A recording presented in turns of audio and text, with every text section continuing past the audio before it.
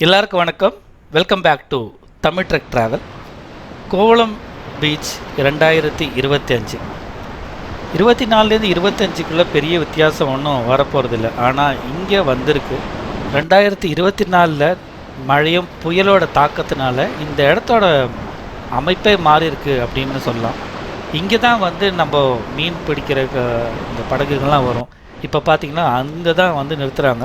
சில நேரத்தில் இங்கேயும் நிறுத்துவாங்க. இந்த இடம் பார்த்தீங்கன்னா தண்ணி ரொம்பவே அமைதியான ஒரு இடமா இருக்குது. இருங்க, பக்கத்தில் இருக்க பாறை மேலே ஏறிட்டு நான் இன்னும் காமிக்கிறேன். இப்போ பார்த்தீங்கன்னா அந்த இடம் பாருங்கள், அங்கே தான் வந்து சாதாரணமாக மீன் பிடிச்சிட்டு வந்து நிற்பாங்க. இப்போ பார்த்தீங்கன்னா அது அப்படியே வந்து ஆப்போசிட்டில் போயிடுச்சு. நம்ம ப்ளூ ஃப்ளாக் பீச்னு ஒன்று இருக்குது பார்த்தீங்களா, அது அங்கே தான் இருக்குது.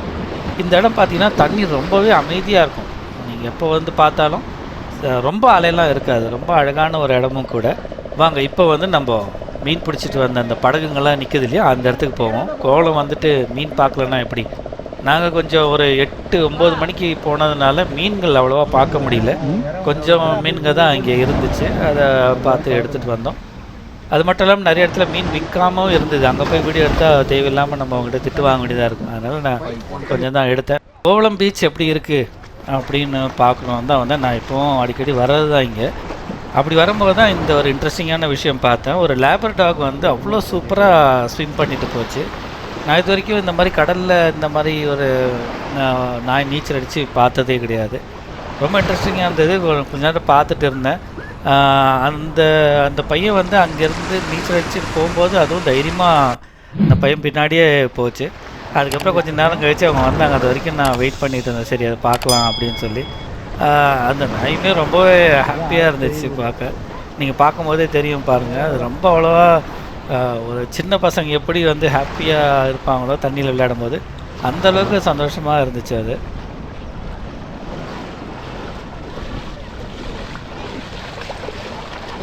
நல்லா இருந்துச்சுல்ல பார்க்க. சரி வாங்க நம்ம இன்னொரு இடத்துக்கு போவோம். இந்த பீச் பார்த்திங்கன்னா எனக்கு தெரிஞ்ச வரைக்கும் நம்ம அந்த ப்ளூ ஃப்ளாக் பீச்சோட இந்த பீச்சு தான் வந்து கோவளம் பீச்சு தான் வந்து ரொம்பவே அழகான பீச்சும் கூட.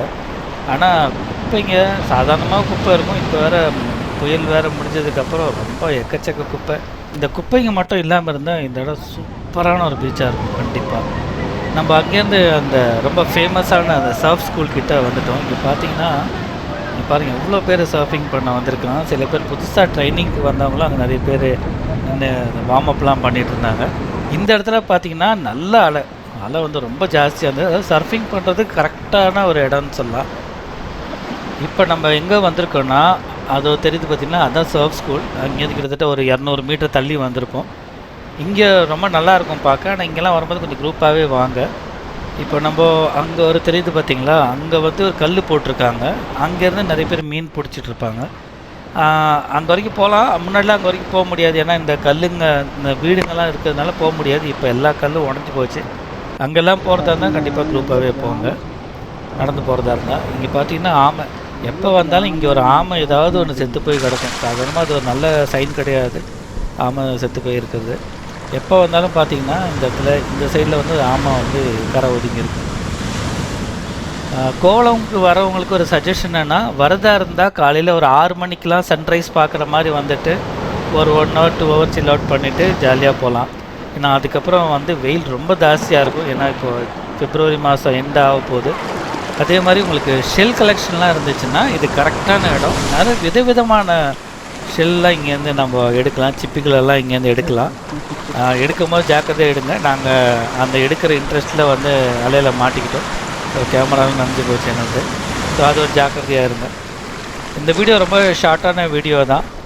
உங்களுக்கு இந்த வீடியோ பிடிச்சிருந்தா ஷேர், லைக், சப்ஸ்கிரைப் பண்ண மறந்துடாதீங்க. நீங்கள் அப்படி பண்ணிங்கன்னா தான் நான் அடுத்த லெவலுக்கே போக முடியும். இன்னும் நிறைய இடங்களை போய் நான் வீடியோ எடுக்க முடியும். ஸோ தேங்க்ஸ் ஃபார் வாட்சிங் தமிழ் ட்ரெக் ட்ராவல்.